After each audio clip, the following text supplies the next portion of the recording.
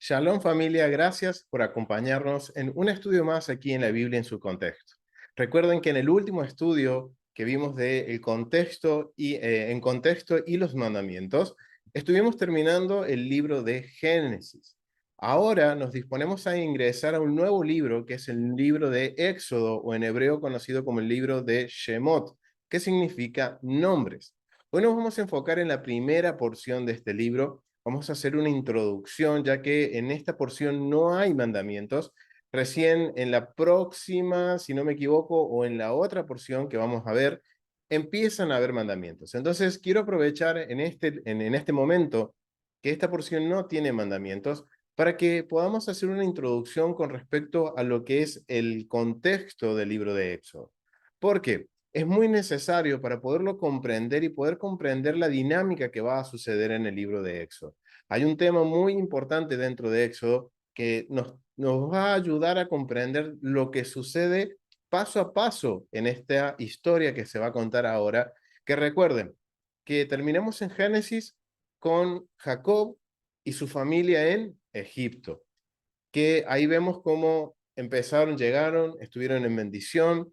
Recuerden que también terminamos con el último tema que fue adopción en el libro de Génesis y que también nos dio la pauta y nos dio como el puntapié inicial para entrar en esta porción con respecto a la adopción también. Aquí vamos a ver también un ejemplo de adopción que ya lo tocamos un poquito la semana pasada en el estudio pasado, que fue la adopción de Moisés por la hija de Faraón. Entonces, ya teniendo ese concepto claro con el estudio, y si no lo han visto, los invito a que vayan y lo vean en el canal de YouTube, en la Biblia en su contexto. Si no, aquí abajito les voy a dejar el enlace para que lo puedan ver en las descripciones del video. Entonces, ya tenemos claro ese punto. Va a ser uno de los temas que se van a tratar dentro de esta primera porción que va del libro de Éxodo, que va desde Éxodo capítulo 1 a Éxodo capítulo 6.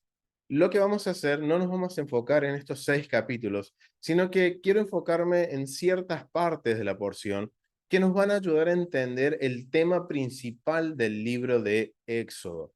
¿Cómo debemos comprenderlo? ¿Desde qué perspectiva y de qué contexto debemos nosotros analizar el libro de Éxodo? Recuerden, familia, y lo voy a repetir casi todas las veces, la Biblia fue escrita para nosotros, pero no fue dirigida a nosotros. Entonces, si yo quiero entender lo que sucede en Éxodo, tengo que comprender de acuerdo a lo que sucedía en ese momento, o sea, al entender qué es lo que entendían la audiencia original del libro de Éxodo, qué es lo que había en sus mentes. ¿Para qué? Para no malinterpretar ni tampoco para decir cosas que no van con respecto al contexto principalmente cultural. Recordemos que hasta aquí la Torá todavía no había sido dada como una ley, como una constitución para una nación, porque, como yo les decía recién, en Génesis vimos como una familia llega a Egipto. Ahora vamos a ver, y uno de los temas que se va a narrar dentro de Éxodo, es la salida de Egipto de una gran nación. Y eso es como empieza, así es como comienza el libro de Éxodo, hablando en el capítulo 1 sobre esta gran nación que empezó a crecer dentro de Egipto en la tierra de Goshen, se hizo grande, poderosa, y el gobernante de turno, que no era el faraón que había conocido a José, se levantó con miedo de que esta gran nación que había dentro de su territorio hiciera alianza con sus enemigos y terminara derrotando al imperio egipcio. Recuerden que Egipto en ese momento era un gran imperio que se extendía por toda la tierra conocida hasta el momento. Entonces, empieza ahora esto de que ahora empieza a haber una opresión en el pueblo de Israel y que el Eterno en el capítulo 1 nos va a estar dando detalles. Obviamente no nos pone un marco histórico, sino que nos muestra los detalles que son esenciales, de acuerdo al tema que va a predominar en todo el libro de Éxodo. Entonces, familia, vamos a tratar ahora de descubrir cuál es ese tema. Ya vimos y vimos que parte del tema de estos primeros 6 capítulos es la adopción de Moshe. Pero vamos a ir a Éxodo capítulo 2 y quiero que empecemos por ahí porque estos capítulos, del capítulo 2, del versículo 1 al 10, nos van a dar el panorama o nos van a dar la introducción al tema esencial del libro de Éxodo y de casi toda la escritura, principalmente de los libros de Génesis, Éxodo y Josué. Son los libros que más tienen presente este tema y de un vocabulario bien particular, porque este capítulo, junto con Génesis y junto con Josué, tienen una particularidad, que hay que analizarlos de acuerdo a lo que es la cultura del antiguo Medio Oriente. Entonces, familias, vamos a ver aquí, ahí más o menos ya les di un vistazo del tema. Pero bueno, vamos a leer primero los versículos. Vamos a poner la base de acuerdo a las escrituras y vamos al libro de Éxodo, capítulo 2, y vamos a leer los versículos del 1 al 10. Porque bueno, ya les hice una introducción de lo que habla en el capítulo 1, que es básicamente la llegada, o sea, cuenta la llegada de Israel a Egipto, hacia Jacob con todos sus hijos, nos menciona un número alegórico que es 70. Obviamente llegaron más de personas porque eran los hijos de Jacob, más las esposas, más sus hijos, más sus empleados, más sus siervos. O sea, llegó una comitiva grande, pero no era tan grande como una nación. Era una familia con todo su campamento llegando a las tierras de Egipto. Después nos menciona de que, bueno, había empezado a crecer, que el faraón, que no pertenecía, de acuerdo a lo que nos mencionan los comentaristas, de acuerdo al contexto cultural, este faraón no venía del mismo linaje que el faraón que conoció a José. Entonces, él desconoce todo lo que José había hecho por Egipto y tiene miedo por esta gran nación que está creciendo. Entonces empieza a traer opresión. Y esto está un poquito relacionado también con el estudio que hicimos hace poco de lo que fue justicia y bondad en el antiguo Medio Oriente. Acuerden lo que es la introducción a la metodología. También les invito a que vean ese video para poder entender la esencia de lo que es la justicia y la bondad. Y aquí tenemos uno de los mejores ejemplos en donde vemos que hay una opresión. No se está haciendo esta justicia y rectitud por una nación que ayudó a otra nación, podríamos decirlo en este momento, de la historia de Israel en Egipto. Entonces, este faraón se levanta, los oprime con impuestos, ve que eso no merma que la nación crezca, que Israel crezca, entonces ya lo somete a la esclavitud. Y ahí empieza todo un proceso para Israel que va ahora a llegar a un punto en que el Eterno va a enviar su redención. Pero antes de eso, quiero que nos enfoquemos en el capítulo 2 para poder entender cuál es el tema central de Éxodo. En qué perspectiva lo tenemos que estudiar y analizar, y es muy interesante. Vamos a leer el capítulo 2. Dice, un varón de la familia de Leví, que es Moshe, fue y tomó a perdón, este es un varón, vamos a leer bien, un varón de la familia de Leví, fue y tomó por mujer a una hija de Leví. Son los papás de Moshe. Entonces ya sabemos que Moshe viene de la tribu de Leví. No es de cualquier otra tribu, sino, y esto nos va también a ayudar a entender la función que va a cumplir Moshe. Miren, hasta ahora no había Torá, no había tabernáculo, no había templo, pero ya desde un primer momento el Eterno nos está dejando saber el linaje al cual pertenece Moshe, y después vamos a ver más adelante cómo este mismo linaje, esta misma familia, empieza a tomar cargos en cuanto a lo que es al santuario o a los lugares santos del Eterno. Entonces, vemos que sus padres eran levitas, eran descendientes de la tribu de Leví, la que concibió, o sea, ahora nos habla que concibió y dio a luz a un hijo. Viéndolo que era hermoso, lo tuvo escondido 3 meses. Pero no pudiendo ocultarlo más tiempo, tomó una arquilla de junco y la calafateó con asfalto y brea, y colocó en ella al niño y lo puso en un carrizal a la orilla del río. Una hermana suya se puso a lo lejos para ver lo que le acontecería. Y la hija de Faraón descendió a lavarse al río, y paseándose sus doncellas por la ribera del río, vio ella el arquilla en el carrizal, y envió una criada suya a que lo tomase. Recordemos que entonces esto tiene para poner un poquito más de contexto en la historia, después que el faraón oprime con esclavitud, ve que eso todavía sigue, que Israel sigue creciendo, él habla en secreto a las parteras para que maten a todo hijo varón de los hebreos. Y las parteras tienen miedo del Eterno, tienen miedo de Adonai, tienen temor por Adonai. Entonces ellas no hacen caso a lo que dice el faraón y salvan la vida de los niños. El faraón ve eso y toma ahora una decisión, da un decreto real, un decreto que el faraón dice, hay el que vea a un niño hebreo varón, lo arroje al río.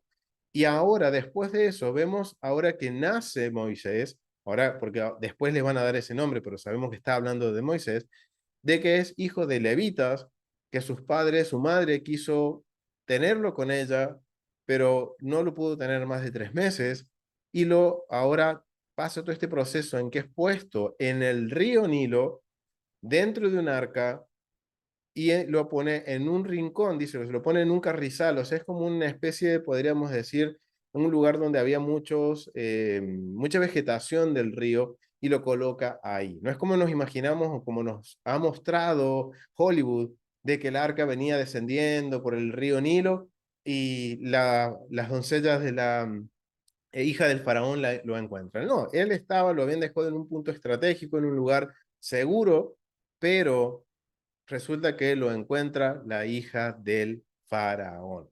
Entonces, teniendo esto ya en mente, dice que, bueno, vamos a seguir leyendo, vamos a leer hasta el versículo 10. Entonces, la hija del faraón descendió a lavarse el río y pasando sus dos doncellas por el río, bueno, eso ya lo leímos, versículo 6. Y cuando la abrió, vio al niño y aquí que el niño lloraba. Y teniendo compasión de él, dijo, de los niños de los hebreos es este. Algo había en Moshe, algo había en este niño que ella pudo determinar que era un hijo de los hebreos. Y miren la reacción que tiene. Ella dice que tuvo compasión del niño. Primero tuvo compasión, después se da cuenta de que es un niño de los hebreos. Y en el versículo 7 dice, entonces su hermana dijo a la hija del faraón, esto nos da a entender que quizás Miriam, la hermana de Moisés, era una de las doncellas, una de las sirvientes de la hija de faraón. Iré a llamar a una nodriza de las hebreas para que te cría a este niño. Y la hija del faraón respondió, ve. Entonces fue la doncella, ven, ahora nos muestra que la hermana de Moshe, Miriam, era una de las doncellas o una de las siervas de la hija de Faraón. Y llamó a la madre del niño, a la cual dijo la hija del Faraón, lleva a este niño y críamelo, y yo te lo pagaré. Y recuerden que esta frase, lleva a este niño, aquí la hija de Faraón no sabe que le está entregando a su propia madre el niño que ella encontró. Pero miren lo que ella dice, llévate este niño, críamelo y yo te lo pagaré. Este vocabulario es lo que nos da a entender de que la hija de Faraón adopta a este niño, que sabemos que es su nombre, Moshe. Entonces, y esto está asociado con lo que vimos en el estudio pasado. Entonces, no vamos a profundizar, vean el video anterior, pero esto nos muestra, porque recuerden que en el antiguo Medio Oriente no existía el término de adopción, sino que eran ciertos juegos de palabras o cierto vocabulario que daba a entender de forma legal de que una persona adoptaba a otra, a un niño o a una persona adulta. Aquí vemos que este vocabulario, cuando se hace cargo la hija de Faraón de la nodriza o de la niñera para criar a este niño que encontró, ella está legalmente adoptándolo. Y hay testigos porque están sus doncellas y también está la mamá del niño, ¿bien? Y la mujer tomó al niño y lo crió. Y cuando el niño creció, ella lo trajo a la hija de Faraón, lo cual lo prohijó. Ahora este vocabulario ya nos muestra que de forma legal ahora ya pasa a ser familia del faraón. Lo que era anteriormente era digamos, podemos decir que era como la frase que iniciaba el proceso de adopción. Iba a terminar este proceso de adopción cuando el niño ya fuera destetado de su madre y ya podía ser educado en la casa de Faraón. Y eso es lo que está sucediendo acá. Lo cual lo prohijó y lo puso por nombre Moisés, diciendo, porque de las aguas lo saqué. Entonces, esto va a ser nuestro, digamos, nuestra base bíblica para empezar a desarrollar el tema principal de Éxodo. ¿Por qué? Acá podemos hacernos varias preguntas. Uno, ¿por qué el faraón está enviando a morir a los niños hebreos en el río Nilo? ¿Por qué no los envía a otro río? ¿Por qué no escoge otro método para poder exterminar a los niños de Israel? ¿Por qué tiene que ser el río Nilo, no otro? Y también otra pregunta que vamos a tratar de resolver es ¿por qué la hija del faraón lo adopta? Acá nos dice que tuvo compasión, tuvo misericordia, pero hay algo más de por qué ella decide adoptar a este niño y vemos que faraón en ningún momento se opone a la adopción. Y esto es bien interesante, familia, porque esto está relacionado con el tema principal de Éxodo. El libro de Éxodo no lo podemos leer a la ligera y menos tratar de interpretarlo de acuerdo a nuestra perspectiva del mundo. El libro de Éxodo contiene una carga tan fuerte de lo que es el contexto de acuerdo a la cosmogonía o cosmovisión del antiguo Medio Oriente. Y vamos a definir esos términos. Básicamente la cosmovisión no es nada exotérico, sino que la cosmovisión es el modo en que las personas ven el mundo, cómo ellos determinan lo que es bueno y malo, a qué se refiere todo esto. Pero déjenme que quiero compartirles de este recurso, que es muy bueno, es un recurso que está en inglés, que habla sobre el caos y el cosmos. Entonces esto nos está hablando que dentro de la metodología de estudios que estamos desarrollando, vamos a estar hablando bastante sobre lo que es el caos y el orden. Obviamente, al hablar de caos en orden, también vamos a ver un patrón de nueva creación, de honor y vergüenza, y un acto de justicia y bondad. O sea, miren, en el libro de Éxodo vamos a ver convenios, justicia y bondad, honor y vergüenza, nueva creación, caos y orden. Y también vamos a ver espacios sagrados. Eso lo vamos a tratar de ver durante todo, estos temas los vamos a poder, es más, cuando conocemos nosotros el vocabulario, vamos a rápidamente poder identificar cuándo está hablando en cada una de estas esferas. En este caso, está hablando, cuando estábamos hablando entonces de que, ¿por qué envían los niños hebreos al río? ¿Por qué la hija de Faraón lo adopta? Eso tiene que ver con caos y orden y nueva creación. Entonces, tengan esto presente porque esta metodología la vamos a usar siempre dentro de nuestros estudios. Entonces, en este recurso que se llama Del caos al cosmos, de Sidney Greinus, es un libro que es bastante pequeño, pero es bien interesante porque nos da mucha información a cómo era esta perspectiva del antiguo Medio Oriente con respecto a lo que es la cosmología o la cosmogonía del antiguo Medio Oriente. Vamos a ir aquí en donde dice el tema del caos y el cosmos. Cosmos era como podemos definirlo como una palabra que es griega, pero representa el orden perfecto. Entonces, dentro del libro de Éxodo vamos a ver que se va a predominar mucho este tema de qué, de el caos y el orden perfecto del Eterno. Y eso no solo lo vamos a ver en Éxodo, sino también está presente en Génesis, que los invito a que vayan a ver el estudio que hemos terminado la semana anterior de Génesis, y también está presente en el libro de Josué. O sea, este tema es esencial para entender cualquiera de estos tres libros. Bien, es esencial tenerlo claro. Y con esto nos va a ayudar a entender todo lo que va a suceder a partir de este momento en adelante. Entonces, vamos a hablar un poco sobre lo que es la cosmovisión o la cosmogonía del antiguo Medio Oriente. Miren, acá nos menciona el autor que el tema del caos y el cosmos cae bajo el tema bíblico general de la realeza de Dios y el reinado venidero de Dios. También es un subconjunto de la historia bíblica de la creación, caída, redención y nueva creación. Miren, es algo que esto lo vamos a ver desde Génesis hasta Apocalipsis. El caos y el orden siempre va a suceder.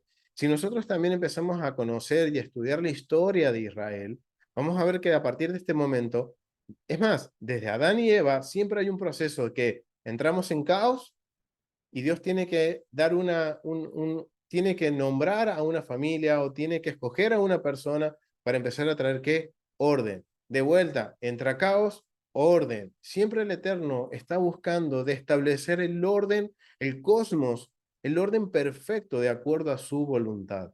Y cuando hemos estudiado Génesis, llegamos a la conclusión de que el Eterno, el orden perfecto de él es llegar a restaurar el Edén nuevamente, de que podamos habitar junto a Él. Siempre su intención es que podamos nosotros habitar junto a Él y Él habitar junto a nosotros. Y que donde estemos nosotros y esté Él, sea un espacio sagrado, un espacio en donde Él pueda habitar por su inmensa santidad.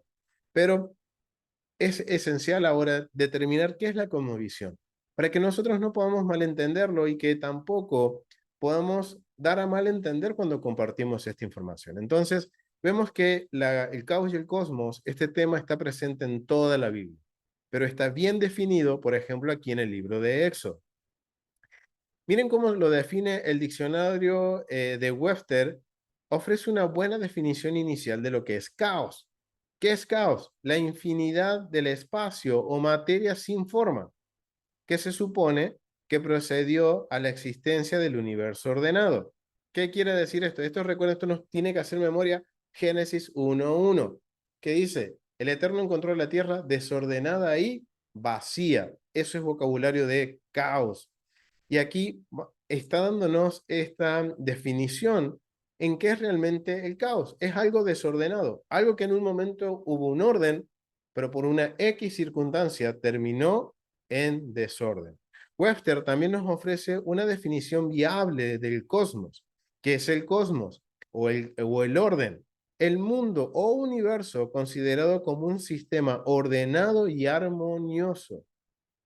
Ahora que nosotros creemos en el Eterno y que sabemos y hemos estudiado el libro de Génesis, ahora entendemos que el Eterno, el cosmos para el Eterno, que es un orden, es un sistema ordenado y armonioso, equivalente a qué? Al gran Edén, al jardín del Edén. Entonces, siempre el Eterno es algo que es tan hermoso ver cómo el Eterno siempre quiere él que llevarnos a su presencia, que volvamos al principio, que volvamos a ese estado original, pero que lastimosamente, por nuestra culpa, porque la humanidad hemos sido malos y perversos desde siempre, nuestros corazones siempre se inclinan al mal, a la mala inclinación, siempre terminamos en caos, pero el Eterno es fiel a su palabra y ese va a ser el tono principal del libro de Éxodo y casi toda la Biblia, la fidelidad del Eterno, esperando que en algún momento despertemos y volvamos a su presencia. Entonces aquí ya hemos definido de manera simple qué es el caos y qué es el cosmos. Entonces, comenzando con esta definición bastante genérica, bastante, digamos, sencilla de caos y cosmos, podemos agregar la forma más específica de caos y cosmos a medida de que avanzamos a través de la escritura desde Génesis hasta Apocalipsis capítulo 22. O sea, este tema está presente siempre, en todo momento. Va a estar presente desde Génesis 1:1, cuando dice que la tierra estaba desordenada y vacía, y se va a extender hasta Apocalipsis, capítulo 22, pero principalmente en el versículo 21:1, que dice, un cielo nuevo y una tierra nueva. O sea que entre Génesis capítulo 1 y Génesis capítulo 21:1, vamos a tener, como se dirían, dos sujetalibros, como dos pilares que van a determinar el cosmos del Eterno. Miren cómo Génesis 1:1 se está relacionando con Apocalipsis, mostrándonos cuál es la intención original del Eterno. Encontró una tierra totalmente vacía, pero Él que quiere llevarnos a qué? A un estatus de cielo nuevo y nueva tierra. Quiere dedicar la tierra por completo de nuevo, que vuelva su Edén, ese lugar que Él creó para poder habitar junto con nosotros y Él caminar junto con nosotros. Entonces, esos van a ser los dos pilares que van a marcar como digamos, la imagen macro de lo que es la voluntad del Eterno. Pero vamos a ver que dentro de Génesis capítulo 1 a Apocalipsis 22, vamos a tener microcosmos, o sea, pequeñas imágenes de caos y orden, que van a formar una gran imagen. Si nosotros lo vemos desde Génesis capítulo 1, capítulo 1 al capítulo 22 de Apocalipsis, tenemos la imagen del Edén, hermosa imagen. Pero cuando empezamos a acercarnos más a la imagen, ¿qué sucede? Empezamos a ver pequeñas figuritas del rompecabezas, distintas figuras, que están basadas también en el caos y el orden, y que eso nos va a dar a nosotros esas pequeñas figuritas que vienen a representar el microcosmo de lo que el Eterno quiere para nuestras vidas, van a terminar armando este rompecabezas y mostrándonos el hermoso Edén del Eterno. O sea que vamos a ver que dentro de estos dos capítulos, el 22 de Apocalipsis, Génesis 1 y 1, tenemos un gran rompecabezas. Y nosotros somos parte de ese rompecabezas. Conocemos parte de ese, que ya está armado, que ya conocemos la historia. Ahora somos nosotros que tenemos que pulirnos y encajar en esa ficha. Y que el Eterno nos encuentre digno de ser parte de la restauración de ese gran Edén. Vamos a hablar un poquito, ahora ya dejando eso claro, espero que haya quedado claro, si no familia, después lo pueden preguntar, pero la idea es que el Eterno, desde un primer momento que Él quiere, restaurar el Edén, esa es la imagen grande, la foto grande. Ahora nosotros somos parte de las piezas del rompecabezas que arman esa gran figura, que esos son los microcosmos, son las pequeñas historias, los pequeños sucesos que van armando el camino y el proceso para llegar al gran Edén. Entonces vamos a hablar ahora un poquito, vamos a desarrollar un poco más este tema del caos y el cosmos, vamos a hacer un nivel un poquito más alto y vamos a hablar sobre lo que es el caos y el orden de acuerdo al contexto del antiguo Medio Oriente. Debemos entender el tema bíblico del caos y el cosmos contra el trasfondo más amplio del mundo antiguo. Mire, esto quiere decir que el caos y el cosmos era algo que era muy común en la antigüedad. ¿Por qué? Porque era como la visión que tenían del mundo las naciones que rodeaban a Israel.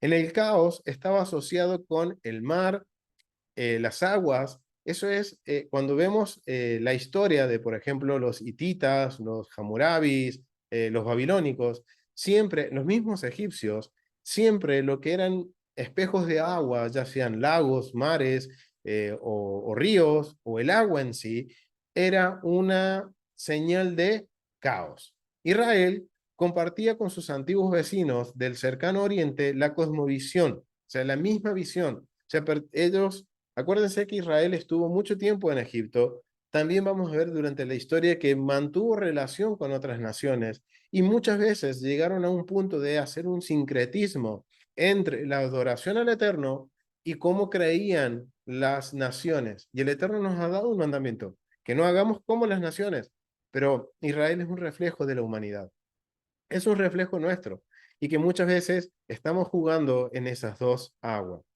John Day explica lo siguiente: todos los pasajes del Antiguo Testamento que hablan del control de Dios sobre el mar en el monte de la creación, en el momento de la creación, perdón, presupone naturalmente la visión arcaica del mundo compartido por los antiguos israelitas junto con otros pueblos del antiguo cercano oriente, de que tanto sobre el firmamento o abovedado del cielo y debajo de la tierra hay un mar cósmico.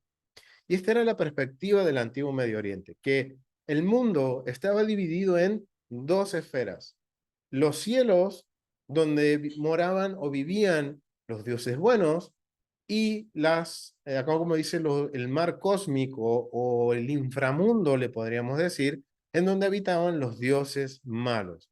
Y todo lo que era respecto al agua estaba asociado con qué? Con este mundo de lo que es el mar cósmico o el inframundo.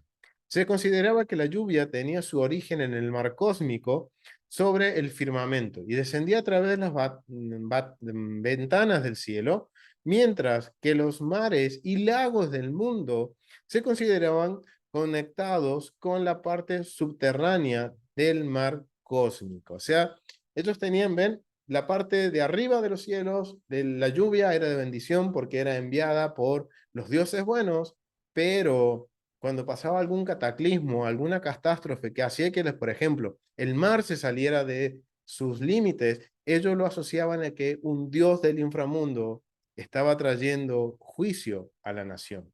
Estaba enojado. Entonces trataban de qué?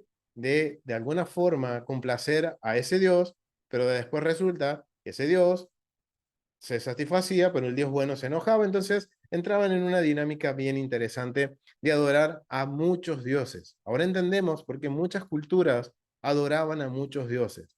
Adoraban a dioses buenos y a dioses malos.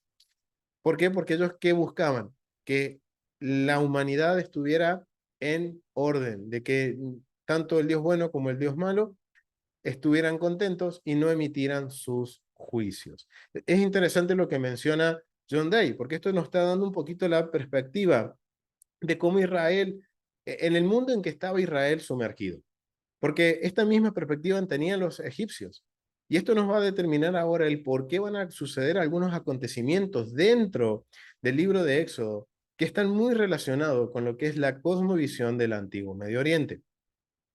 El tema del caos y el cosmos en las escrituras tiene muchas similitudes con el antiguo Medio Oriente. Vamos a ver que el vocabulario es similar, pero es distinto. Miren lo que dice, la creación épica de Babilonia, de Lemuna Elish, el dios principal babilónico, Marduk, crea el cielo y la tierra cuando Marduk lucha contra los dioses del océano Timat. Esto es un poco como la perspectiva que tenía el antiguo Medio Oriente. Siempre el caos tenía que proceder, el orden tenía que proceder después de una lucha cósmica, de una guerra cósmica, un enfrentamiento entre los dioses. Recordemos que ellos tenían miles de dioses, principalmente Egipto. Entonces, siempre era una lucha entre los dioses buenos y los dioses malos, y esto se extendió hasta el primer siglo. Y déjenme decirle, familia, que si nos ponemos a pensar, este vocabulario sigue estando hasta dentro del grupo de creyentes. En el sistema religioso también se está hablando de esto, de que hay una lucha entre lo bueno y lo malo. Miren, ¿de dónde viene este pensamiento? Este lineamiento viene bien antiguo y viene desde la época del bronce, de la era de bronce, que es el imperio babilónico, egipcio, los hititas, los hammurabes. Miren, es más o menos años 1500, 1100 antes de la era común. Miren de cuándo estamos hablando que ya existía este pensamiento dividido de que había un reinado bueno y un reino malo.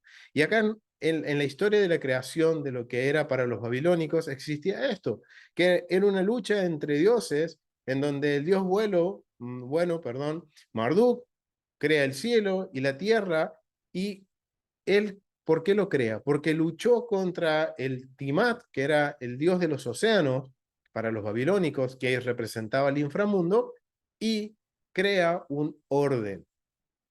Vemos que el vocabulario es muy parecido a Génesis capítulo 1, capítulo 2, pero hay una gran diferencia entre las dos historias. También vamos a ver que dentro de los escritos que se han encontrado de la literatura cananea antigua, también aquí encontramos un mito sobre un dios de la tormenta que lucha contra un dios del mar. Recuérdense que las tormentas están asociadas ¿con qué? Con la esfera superior.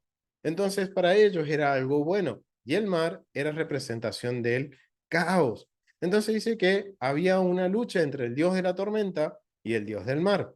El dios de la tormenta, que controla los relámpagos, la lluvia y la fertilidad, para los cananeos, eran ¿quién? Baal, un personaje que se nombra muchísimo dentro de las escrituras. Y el dios del mar, el dios del caos, en hebreo es Yam. Parte del mito de Baal dice lo siguiente: la masa giraba en las manos de Baal como un águila. Agarrado en sus dedos, aplastó las cordilleras del perdón, desde sus dedos aplastó la coronilla del príncipe Yam. El Yam es el dios del inframundo representado por el mar. Yam se derrumbó y cayó al suelo. Su rostro tembló y sus rasgos se arrugaron. Baal estaba sacando a Yam y dispersándolo. Verdaderamente Yam está muerto y Baal será rey. Aquí en este mito vemos que el dios Baal lucha contra el dios del mar y lo logra controlar. Logra que derrotar al dios del mar, al inframundo. El resultado no es la creación del cielo y la tierra, sino que es el reinado de Baal.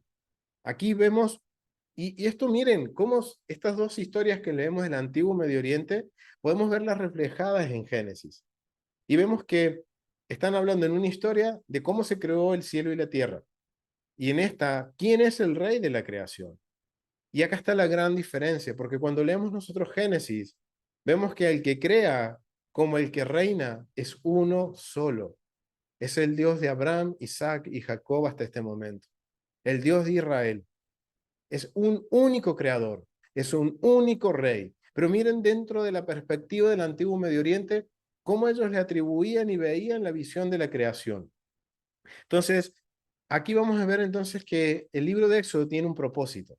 Al estar basado en el libro, en el contexto de la cosmovisión del antiguo Medio Oriente, vamos a ver entonces cuál es el propósito por el cual este libro se centra en este tema.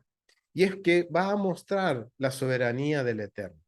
Los autores bíblicos, para poder ser comprendidos, y esto es algo que cuando entendemos el vocabulario, y acá nos podríamos hacer la pregunta, entonces, ¿por qué los que escribieron la Biblia, los autores bíblicos de cada libro, usan este vocabulario? Miren, es muy sencillo, familia. Ellos tenían que usar un vocabulario que el pueblo entendiera o que tuviera una noción del concepto para dar un mensaje. Y eso es lo que creen los comentaristas. Los dicen que los autores bíblicos, para ellos, usaron esto ¿para qué? Para que tenían que adaptar esta imagen, adoptar estas imágenes de la cosmovisión del antiguo Medio Oriente, de acuerdo a la cultura predominante. ¿Para qué? Para poder dar el mensaje, para que las personas pudieran entender de lo que se estaba hablando. O sea, ellos tenían que usar el contexto cultural, el vocabulario común que era tomado de los babilónicos, de los cananeos, de los egipcios, para poder que ahora esta nueva nación pueda entender el mensaje que el Eterno quiere darles. Teniendo eso en mente, ahora vamos a nosotros poder descubrir qué es lo que va a suceder en Éxodo y cuál es eso que el Eterno, como les decía yo recién, familia, el Eterno es el único Rey y el único soberano. ¿Cómo se lo puede dar a entender a su pueblo que Él es Dios cuando su pueblo se había de alguna forma mezclado con los egipcios? Ya vamos a ver que en la historia aquí en Éxodo, vamos a ver que llega un punto en que Israel ya era parte de las culturas y de las costumbres de Egipto.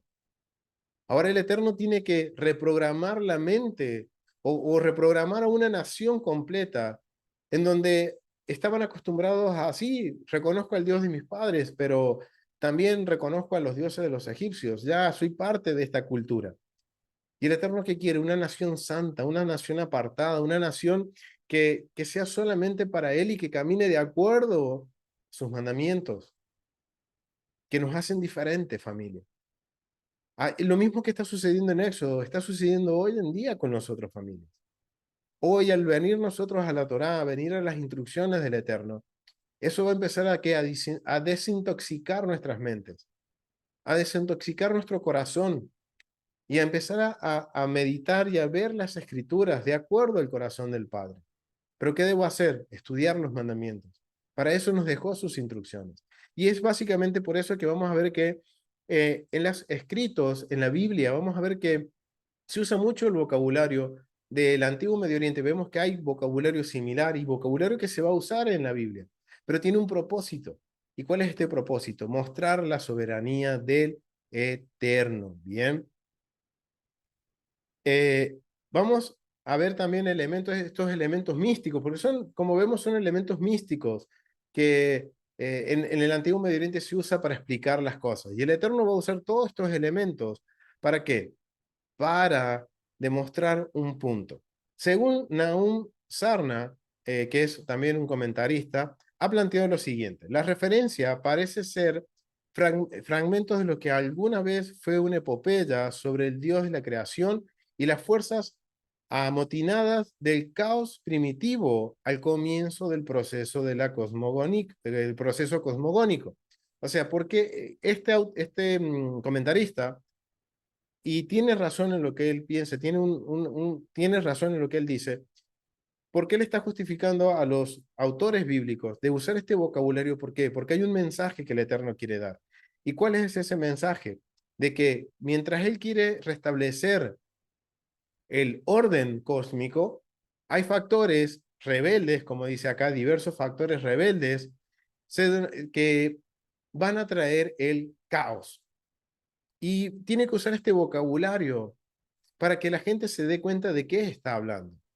Estos factores rebeldes se denominan de diversas formas. Vamos a ver que en la Biblia van a hablar, no se va a hablar de caos, porque recuerden, caos es una palabra dentro de todo moderna, viene del primer siglo en adelante, que se usa que viene del vocablo griego, que es orden, pero en el antiguo Medio Oriente, en la lengua hebrea, no existe la palabra caos. Entonces se representa con las palabras Rahab, Leviatán, monstruos marinos, dragón, que es en hebreo tanín o taninim, cuando está hablando en plural, los mares, en hebreo yam, en plural yamiín, ríos, en hebreo que es Nahar, o en plural Naharim. Bien, o sea, estas palabras que cada vez que nosotros las veamos dentro de la escritura, es porque el Eterno las está usando. ¿Para qué? Para determinarnos que hay un caos. Representan caos. ¿Por qué? ¿Cómo lo sabemos? Como vimos en el antiguo Medio Oriente, todas estas palabras, monstruos marinos, Leviatán, Rahab, dragón, mares, ríos, todo eso representa al caos. Y también la serpiente esquiva, que es en hebreo Nahas Bariah. O sea, que también cuando vemos que habla de serpiente, serpiente que se mueve, que esquiva, está hablando también de caos. Y vamos a ver algunos ejemplos, pero vamos a ver dentro de estos ejemplos por qué el Eterno usa estas palabras y qué está queriendo demostrar cuando usa este vocabulario que viene de acuerdo al antiguo Medio Oriente. Vamos a ir a Isaías, capítulo 51. Vamos a ir a Isaías, capítulo 51. Vamos a ir a Isaías 51, versículos 9 al 10. Vamos a los versículos 9 al 10. Dice: despiértate, despiértate, vístete de poder. Oh brazo de Adonai, despiértate, como en el tiempo de antiguo, en los siglos pasados. ¿No eras tú el que cortó a Rahab y el que hirió al dragón? Interesante, está usando el mismo vocabulario del antiguo Medio Oriente. Pero miren cuál es la pregunta que está haciendo aquí. Dice: ¿no eres tú el que cortó a Rahab y el que hirió al dragón? ¿No eres tú el que secó el mar, las aguas del gran abismo? Miren este vocabulario aquí. Esto no me había percatado cómo lo menciona, del gran abismo. ¿Y cómo percibía el antiguo Medio Oriente el caos? Era un gran mar, el gran mar cósmico, era un gran abismo, el que transformó en camino la profundidad del mar para que pasaran los redimidos. Y aquí está hablando el profeta de qué, de lo que está por suceder ahora en Éxodo. Ciertamente volverán los redimidos de Adonai, volverán a Sión cantando y gozo, perpetuo habrá sobre su cabeza. Tendrán gozo y alegría, y el dolor y el gemido huirán. Interesante, porque vamos a ver aquí un ejemplo en estos capítulos, en estos versículos, de por qué el Eterno usa este vocabulario. Recuerden que este vocabulario es para dar un mensaje. ¿Y cuál es el mensaje que el Eterno está dando aquí? Que es Él quien tiene el control del caos. De lo que el mundo antiguo adoraba como a Rahab, el dragón, a los mares, los abismos, los ríos, el Eterno le está diciendo: yo tengo, le está diciendo a su pueblo, y miren, y esto es mucho después de lo que sucedió en Egipto. Es más adelante en la historia. Y el profeta Isaías le está haciendo entender a través de las palabras que el Eterno le da, diciendo, oh brazo de Adonai, despiértate, despiértate, como en el tiempo antiguo, que está refiriéndose al libro de Éxodo, en el siglo pasado. ¿No eras tú quien cortó a Rahab, quien venció a Rahab, quien venció al dragón, quien secó el mar? Recuerden que todo esto era caos. O sea, está diciendo el vocabulario es el mismo que del antiguo Medio Oriente, pero el mensaje es que ¿quién tiene el poder sobre todas estas cosas? Es el Eterno. Todo está bajo su poder. Él tiene el control de estos monstruos y le está dejando entender al pueblo que sí, los mitos que creen las naciones, nuestro Dios los tiene controlado. Él los venció. Él es el único rey. Entonces acá vemos un ejemplo de cómo se va usando este vocabulario. Esto no quiere decir que existan. Esto no existe. Son mitos, son fábulas que crearon las naciones para entender lo que ellos veían, lo bueno y lo malo. El Eterno está, ¿qué está haciendo entonces? Está marcando un precedente contracultural, marcando que no hay tales cosas, que son cosas místicas, de que Él tiene el control, de que todo está bajo sus pies y de que todo depende de Él. Vamos a ver otro ejemplo. Vamos a ver otro ejemplo. Vamos a Habacuc, capítulo 3, versículo 8. Vamos a Habacuc, vamos a Habacuc, Habacuc, Habacuc, capítulo 3, versículo 8. Dice, ¿te airaste, oh Adonai, contra los ríos? ¿Contra los ríos te airaste?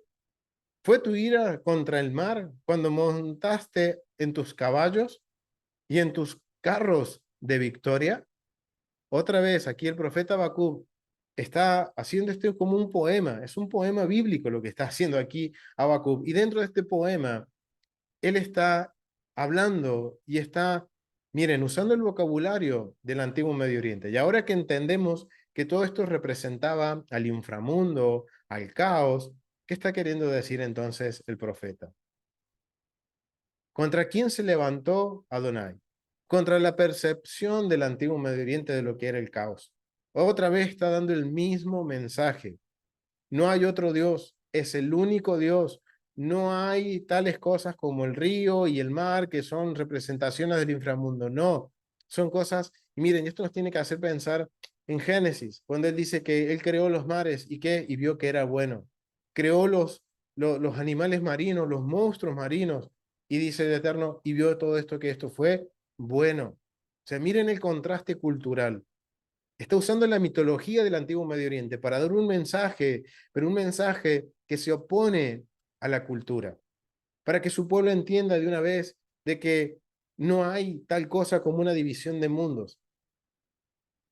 Hay un solo Dios, no hay dos dioses o mil dioses, hay uno solo y que todo depende de él. Vamos a ver otro ejemplo. Los salmos, también en los salmos vamos a encontrar esto. Vamos al Salmo 74, vamos a ir al Salmo 74. Aquí tenemos otro ejemplo, en los Salmos, Salmo 74. ¿eh? Vamos al 74. 74, versículo 13, 14. Dice lo siguiente, dividiste el mar por tu poder. Está haciendo mención lo que vamos a ver ahora que va a suceder más adelante en la historia del Éxodo. Dividiste el mar en tu poder. Quebrantaste cabezas de monstruos en las aguas.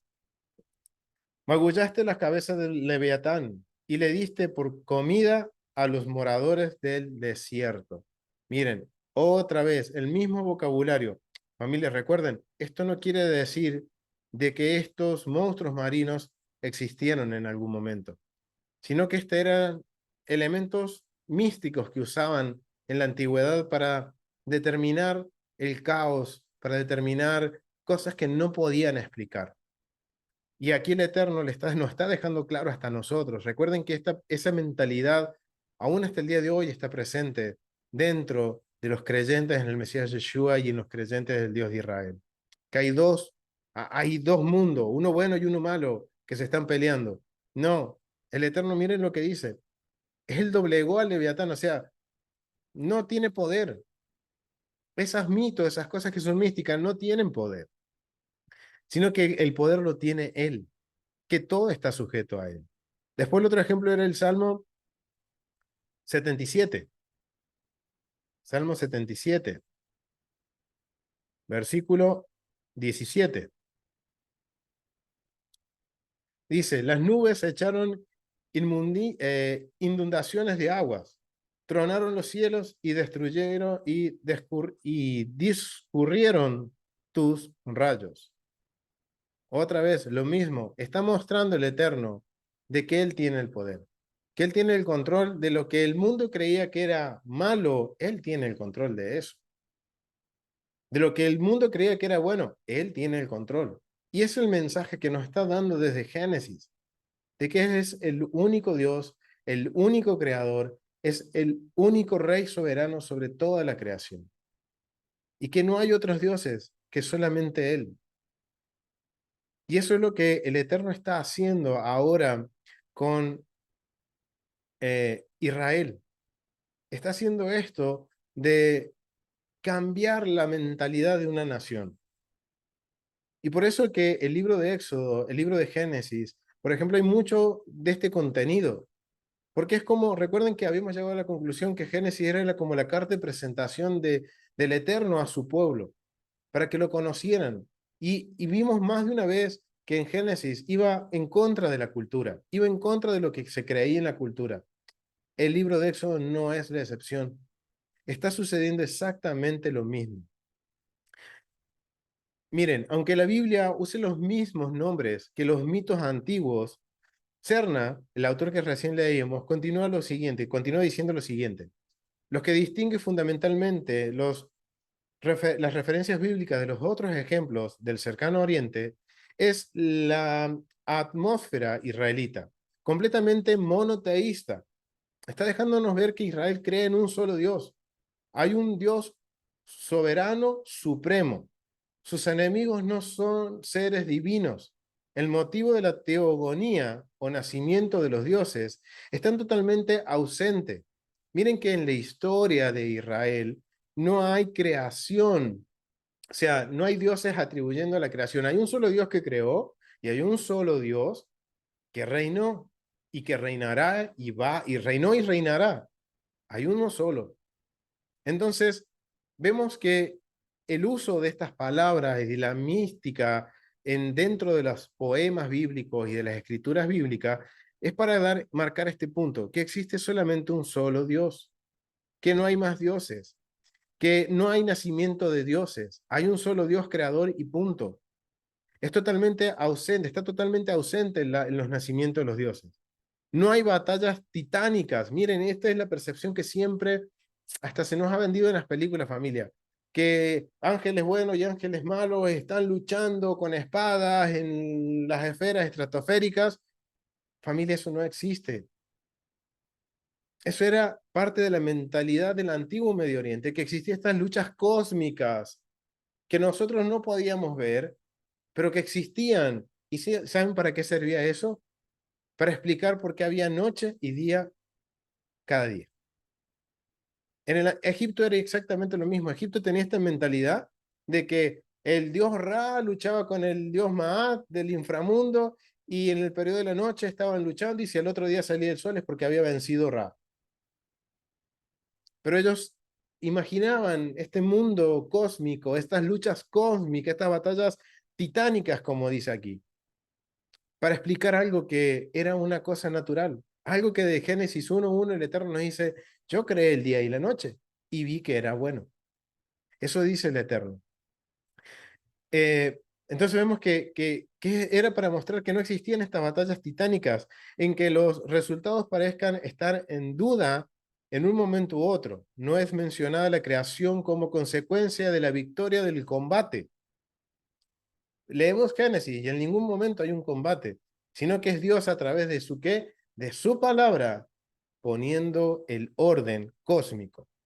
Y hay otras narraciones canónica oficial de la creación de Génesis, bastante diferente, que expresan numerosos elementos polémicos y antimíticos. Bien, o sea, vemos que Génesis, si lo comparamos con las creencias del antiguo Medio Oriente, decimos, wow, Génesis viene a ser algo bien polémico para la época, pero también algo anti-místico, anti-fantasioso, podríamos decirlo, espiritual. Familia, eso es lo que está sucediendo. Está haciendo, está así destruyendo las creencias del antiguo Medio Oriente, en donde no había factores místicos, sino que hay un solo Dios y que de él se sujetan todas las cosas. Y esa es la esencia del libro de Génesis. Y eso tampoco va a ser la excepción, porque recuerden, a partir de ahora vamos a ver este vocabulario muy presente y hay un porqué. Israel vivió aproximadamente 200 años en Egipto, de los cuales 80 estuvieron esclavizados. Pero en 200 años, yo creo que la asimilación fue bastante fuerte. La mezcla entre hebreos y egipcios, de adoptar costumbres egipcias y mezclarlas, hacer un sincretismo con la adoración al Eterno, yo creo que eso había llegado a un punto que ya de alguna forma ellos creían tanto igual como en el Eterno, como en las cosas que sucedían en Egipto. Entonces ahora vamos a entender que el Eterno ahora, con todo lo que va a hacer, va a, podríamos decir, reprogramar a una nación. Va a cambiar su perspectiva del mundo y le va a enseñar la perspectiva correcta de cómo ver el mundo. Bernard Anderson, que es también otro comentarista, explica lo siguiente. En general, las religiones de los vecinos de Israel estaban ligadas a las esferas de la naturaleza. Eso vemos que, vamos a ver que muchas veces, es más, hasta aquí en Latinoamérica, sucede que las religiones autóctonas, podríamos decirlo, siempre están atribuyendo a las cosas naturales una deidad, o lo creen que son dioses. Igual sucedía en el antiguo Medio Oriente. La esfera natural era adorada como dioses, donde los ritmos cíclicos eran determinados por la existencia del hombre. Israel se separa de las religiones del antiguo cercano oriente al declarar que la historia es es el área de significado último, precisamente porque Dios ha elegido darse a conocer en los acontecimientos históricos y llamar a los hombres a participar en su propósito histórico.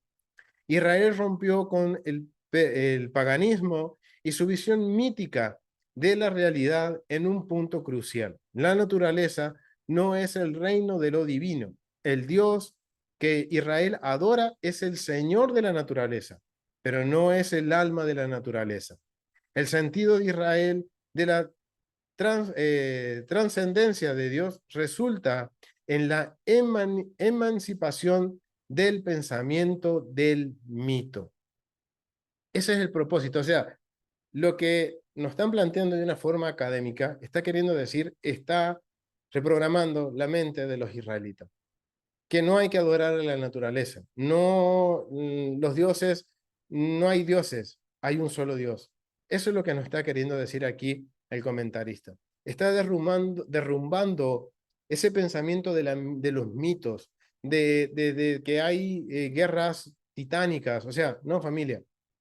Lo que el Eterno está haciendo es enseñándole a una nación, a Israel, y nos está enseñando también a nosotros, familia, a cambiar nuestro chip, podríamos decirlo en términos modernos, a reprogramar nuestra mente, a reprogramarnos por completo y tener una perspectiva de acuerdo a la Biblia. Y para poder entender un poquito más de esto, quisiera que podamos marcar algunos puntos, algunas señales del caos y el cosmos dentro de Éxodo, dentro de estos primeros capítulos. Quiero que vamos a Éxodo y vamos a tomar algunos versículos para poder entender de que esto está presente. Y vamos a ver algo de algunos vocabularios que están relacionados con el caos, ¿bien? Y la cosmovisión del antiguo Medio Oriente de Egipto dentro del libro de Éxodo. Vamos a ir al Éxodo capítulo 1, versículo 8. Versículo menciona lo siguiente. Entre tanto, se levantó sobre Egipto un nuevo rey que no conoció a José y dijo a su pueblo, he aquí el pueblo de los hijos de Israel es mayor y más fuerte que nosotros. Ahora pues, seamos sabios para con él, para que no se multipliquen. Y acontezca que viniera guerra, él también se una a nuestros enemigos y pelee contra nosotros y se vaya de la tierra. O sea, ¿cuál era la intención del faraón que se levantó nuevo? Él no quería que Israel se fuera. Recordemos que mientras Israel estuvo en Egipto, fue próspero. Desde la llegada de José, Israel prosperó, perdón, Egipto prosperó. Y aún más cuando Israel estuvo ahí, prosperaron mucho. El faraón no está negando de que habían sido prosperados. Entonces, de esto de que no conoció a José, quizás está más relacionado a que él no reconoció la autoridad de José. No reconoció lo que José había hecho por la nación. No es que no lo conocía, sino que quizás sí lo conocía, porque vean el vocabulario y dice, no nos conviene que se vayan de la tierra. Pero él no reconoció las cosas, los hechos de José, la autoridad que había recibido del otro faraón. Entonces pusieron sobre ellos comisarios de tributo que los molestasen con sus cargas y edificaron para Faraón la ciudad de almacenaje Pitón y Ramsés. Pero cuanto más los oprimían, tanto más se multiplicaban y crecían, de manera que los egipcios temían a los hijos de Israel.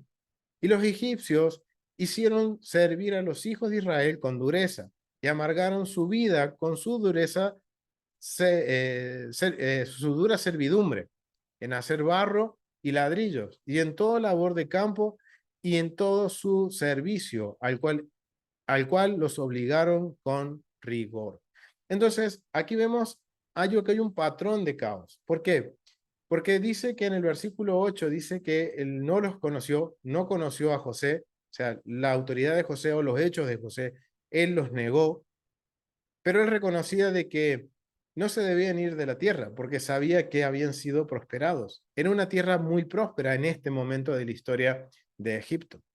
Pero ¿qué sucede? En el versículo 11 vemos que empieza a haber que opresión, que hubo comisarios de tributo, después terminaron siendo esclavos.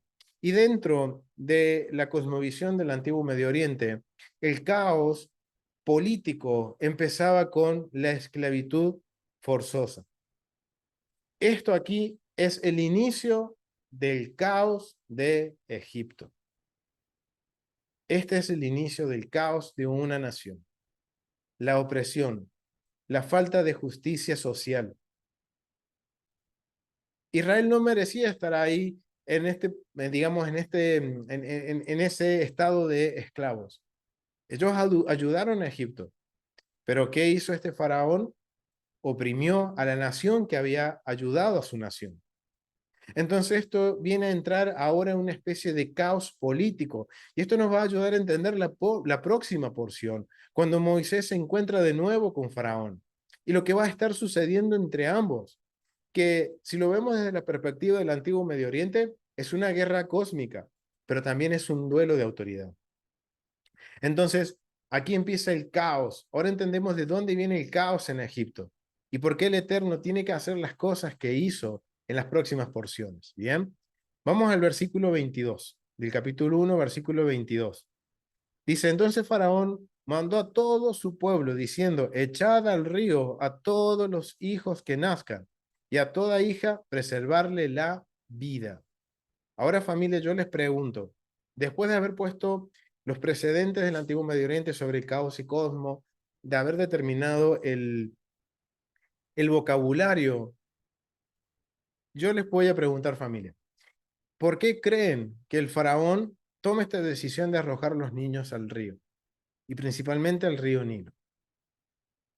Es porque el río Nilo era un dios para los egipcios y representaba el inframundo. Entonces, ellos estaban sentenciando a juicio divino, y esto es parte de la cosmovisión del juicio divino, sentenciando a juicio divino con los dioses del inframundo a los niños varones de los hebreos. Y esto no tiene sentido, y esto, miren, era alguna práctica común. Cuando había alguna disputa que no tenía solución en el antiguo Medio Oriente, y si la persona se creía que era culpable, por más que era inocente, ¿qué hacían? La ataban de pies y manos y le echaban al río. Y se sobrevivía, consideraban que el Dios del inframundo le perdonó la vida entonces esa persona era socialmente perdonada. Pero imagínense un niño de 8 meses, 1 año, 2 años, tirado a un río lleno de cocodrilos, un río que es bastante peligroso, que parece tranquilo, pero por debajo hay muchas corrientes. Es un río que es navegable. Imagínense tirar un niño de 8 meses o de 3 meses a ese río. ¿Sobrevive? No. Igual que tirar una persona atada de pies y manos. ¿Sobrevivía? No. Eso era una opresión. Eso era, sí, era opresión, familia. Y entonces, ¿ven cómo ahora empieza el caos? El caos siempre viene, y esto lo vimos en el último estudio que hicimos sobre la metodología, ¿se recuerdan? El caos viene ¿por qué? Por la soberbia, por la altanería, por la comodidad en la que estoy y no reconocer al Eterno. En este caso, Egipto no estaba reconociendo lo que José había hecho y dándole el honor al Dios de Israel, porque el faraón que estuvo con José se caracterizó por eso, porque reconoció a José y reconoció que el Dios de José era quien le había dado la interpretación del sueño y la sabiduría para administrar una nación. Pero este faraón hizo lo contrario, empezó a oprimir a esa nación del Dios que había ayudado a su nación. Y ahora vemos que ahora están sentenciando a un juicio injusto a los niños, a los más débiles. Eso es atentar contra la justicia social, familia. Eso es oprimir. Y que vemos que ahora entendemos el por qué ahora Egipto empieza a entrar en una especie de caos. Y en medio de ese caos, el Eterno ejecuta un plan. ¿Para qué? Para rescatar a su pueblo, a su nación. Entonces, ahora yo les hago la pregunta, ¿por qué la hija de Faraón lo adopta? Se las dejo ahí, piénsenla en familia, pero mientras tanto quiero que vamos al capítulo 2, al versículo 23-24. ¿Por qué? Porque en ahí vemos el inicio del caos, tanto para Egipto como también para Israel. Porque ahora ellos están en una situación que son esclavos, que son oprimidos. Perdón, familia, que son oprimidos. Entonces, ahora tenemos que ver el cosmos. Ya vimos el caos, pero vamos a ver el cosmos, o sea, el orden de Dios. ¿Cómo inicia ahora el orden de Dios dentro de este gran caos que está sucediendo en Egipto? Vamos al capítulo 2, versículo 23. Dice, aconteció que después de muchos días murió el rey de Egipto y les dijo a Israel, y los hijos de Israel gemían a causa de la servidumbre y clamaron, y subió a Dios el clamor de ellos por motivo de su servidumbre. Y oyó Dios el gemido de ellos y se acordó de su pacto con Abraham, con Isaac y con Jacob. Y miró Dios a los hijos de Israel y los reconoció Dios. Entonces, miren cómo empieza ahora el orden del Eterno. Está empezando con un clamor. El pueblo tiene que llegar a un punto en que tiene que clamar al Eterno. Tiene que clamar por su libertad. Tiene que clamar por digamos, tiene que clamar por su libertad. Entonces, Dios escucha y aquí comienza el orden del Eterno, el cosmos. Pero ahora, al entender esto, nos va a ser más fácil poder entender el resto de la historia en el libro de Éxodo. Y quiero volver a la pregunta que les había dejado familia. El por qué la hija de Faraón adopta a Moisés. Lo adopta porque él sobrevive al juicio de las aguas divinas, el juicio de las aguas. Entonces, en el antiguo Medio Oriente, cuando alguien era sobreviviente a este juicio, pasaban dos cosas. La persona que lo había acusado falsamente se creía, porque los dioses lo perdonaron, debía que morir si no podía restaurar el honor de la persona que fue enjuiciada. Y si podía restaurarlo, tenía que pagar lo que sea para que esa persona fuera restaurada en honor. Entonces, ¿qué está sucediendo aquí? Al ser Moisés adoptado por la hija de Faraón, estaba reivindicando el honor de los niños hebreos, pero también estaba asegurándose de que ese niño creciera, que fuera educado, que tuviera una educación. O sea, estaban asegurándose de que ese niño que había sido enjuiciado falsamente, entendieron ellos, porque los dioses lo perdonaron. ¿Qué dioses? El dios del Nilo y los dioses que habitaban en el Nilo. Entonces, la hija de Faraón se hace cargo y la familia del faraón. Por eso ahora entendemos por qué el faraón nunca se opone a la adopción de un niño hebreo, porque esto seguro llegó a los oídos del faraón y él, siendo faraón, recuerden que faraón es un dios para Egipto, entonces dijo, ajá, ok, el dios del Nilo le ha perdonado la vida y yo tengo que actuar de forma legal correctamente, entonces ese niño no tengo problema que sea parte de mi familia, porque eso es lo que debía de suceder cuando pasaban estos casos. Y vemos que Moisés creció y fue educado y fue un niño que fue distinto a los hebreos y se le perdonó la vida. ¿Por qué? Porque los dioses del inframundo, de acuerdo a Egipto, le habían perdonado la vida. Bastante interesante, ¿no, familia? La introducción y cómo es la información dentro de Éxodo. Miren todo lo que hemos podido aprender solo de 10 versículos, al ponerlos en contexto, en ponerlos en un momento en que ahora vamos a entender lo que va a suceder y está sucediendo en la historia del Éxodo. Pero para terminar, quisiera como conclusión que determinemos cuál es la definición correcta del cosmos del Eterno. En las Escrituras nos da la definición de la cosmovisión que debe tener Israel. Quiero invitarlos a que vamos a Deuteronomio capítulo 4 para ya cerrar el estudio. Quiero que vamos a Deuteronomio capítulo 4. Yo les voy a leer desde la Biblia, Dios habla hoy. Me impactó el vocabulario que usa esta Biblia con respecto a la definición del cosmos o de la cosmovisión que debemos tener como israelitas, como creyentes en el Mesías y como creyentes en el Dios de Abraham, de Isaac y de Jacob. Quiero que vamos al capítulo 4, los versículos 39 al 40. Y dice así: por lo tanto, grábense bien en la mente que Adonai es Dios, tanto en el cielo como en la tierra, y que no hay otro Dios más que Él. Miren, esa es la definición, parte de la definición para nosotros. Miren lo que nos dice a través del libro de Deuteronomio. Grábense bien en sus mentes. Miren, y este es un problema que tenía Israel.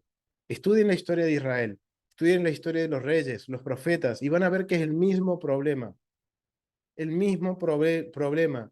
El pueblo adorando a Dios dioses, al Eterno y a los dioses de las naciones, mezclando, haciendo cosas raras. Miren lo que dice versículo 39 de Deuteronomio 40. Grábense bien en sus mentes que Adonai es Dios, tanto en el cielo como en la tierra, y que no hay otro más que Él. O sea, no hay otro Dios, es el único Dios. No existe un reino bueno, no existe un reino malo, familia. Hay un solo Dios y que si Él permite las cosas es por un propósito. ¿Cuál es el propósito? Cumplan sus leyes y mandamientos que yo les doy en este día y les irá bien a ustedes y a su descendencia y vivirán muchos años en el país que el Señor su Dios le va a dar para siempre.